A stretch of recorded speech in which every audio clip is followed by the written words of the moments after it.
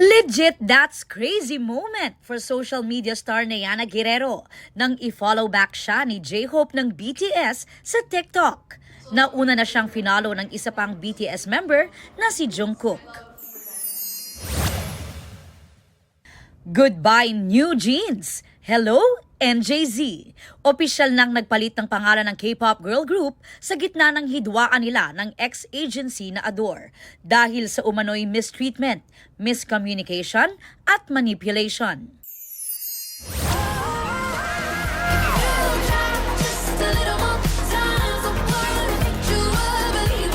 Rising Up After Breakup, tema ng new single ni Blackpink Lisa featuring Grammy Award-winning artists Doja Cat at Ray.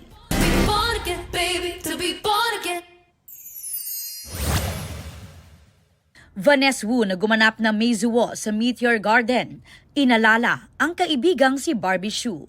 Nagpasalamat din siya sa kabutihan nito throughout the years. Sa gitna raw ng hindi maipaliwanag na lungkot at sakit, nilinaw ng mister ni Barbie na si DJ Koo ang ilang bagay gaya ng mana. Ibibigay raw niya ang lahat ng karapatan sa kanyang mother-in-law. Tiniyak din niyang mapoprotektahan ng share ng dalawang anak ni Barbie sa unang asawa. Pinasaringan din niya ang ilan-aniyang naninira sa kanilang pamilya.